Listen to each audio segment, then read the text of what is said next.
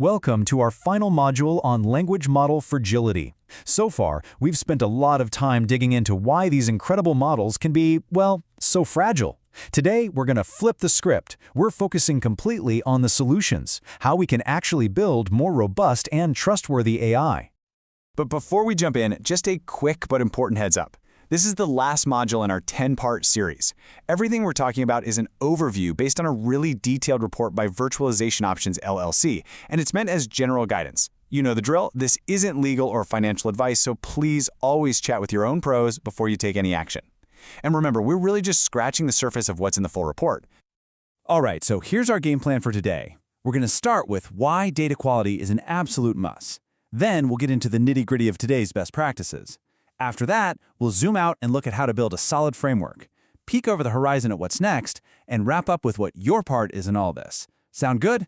Let's do it. Okay, first things first, the quality imperative. Look, we've spent a lot of time identifying the problems, right? We know these models are fragile. Now it's time to move from just talking about the problem to actually putting solutions into practice. It's about a fundamental commitment to building AI systems that are reliable from the get-go. You know, if you only remember one thing from this entire series, let it be this. Data quality is not some final step you do before you launch. It's not a checkbox. It is the absolute bedrock. It's the foundational engineering principle for any AI you actually want to trust. Everything else is built on top of it. So, if data quality is the foundation, what are the bricks and mortar? Let's open up the modern playbook and look at the real practical strategies that top-tier organizations are using right this very minute to make sure their data is rock solid. First up is this idea of integrated quality assurance. What does that mean? It means quality isn't a single gate your data has to pass through.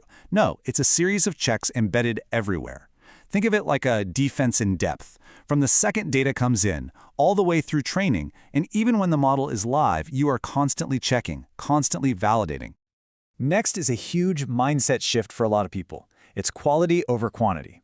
Especially in really critical fields, like medicine or law, you don't want the biggest data set. You want the best data set. Carefully curating a smaller, highly specialized set of data will give you way better, safer, and more accurate results than just throwing the entire internet at the problem.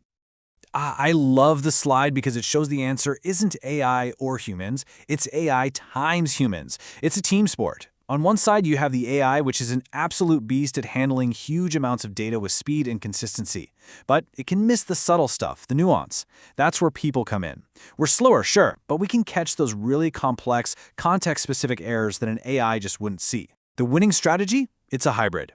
Let the AI do the heavy lifting and have your human experts make those crucial judgment calls. And this is where things get really cool. We're talking about semantic validation. This is so much more than just a simple filter looking for bad words or messed up formatting. This is about using AI, checking against known facts, and getting human feedback to figure out if the data actually makes sense. Is it factually accurate? Is it appropriate for the context? This is how you catch the really tricky stuff, the misinformation that sounds believable but is totally wrong.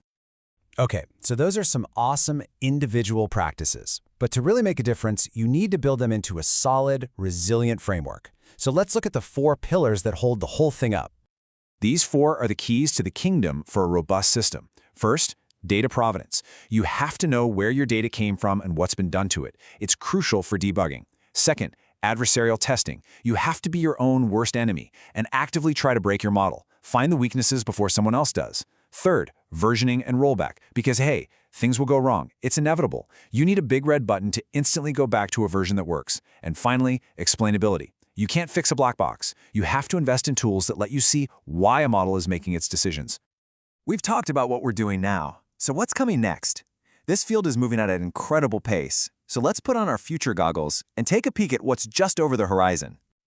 Okay, on the research front, it's all about going deeper. There's amazing work happening in mechanistic interpretation, which is basically trying to pop open the hood and see the actual gears turning inside these models.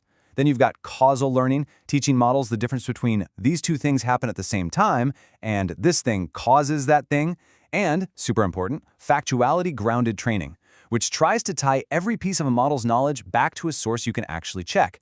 The goal for all of this? Move from just spotting patterns to having a genuine, provable understanding.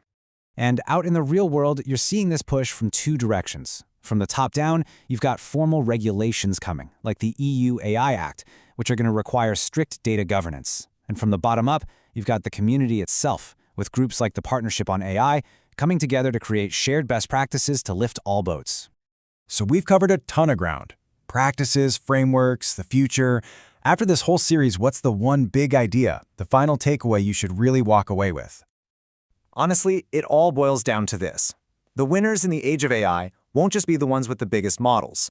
The winners will be the organizations that treat their data with the exact same level of engineering discipline that they treat their code. They'll understand that managing the data is every bit as important, maybe even more important than managing the model itself. And so that's the question I want to leave you with. As you go back to your own projects, take a really honest look at your approach. Ask yourself, is your data strategy a fragile foundation just waiting for a crack to appear? Or is it truly built to last, ready for the future of AI?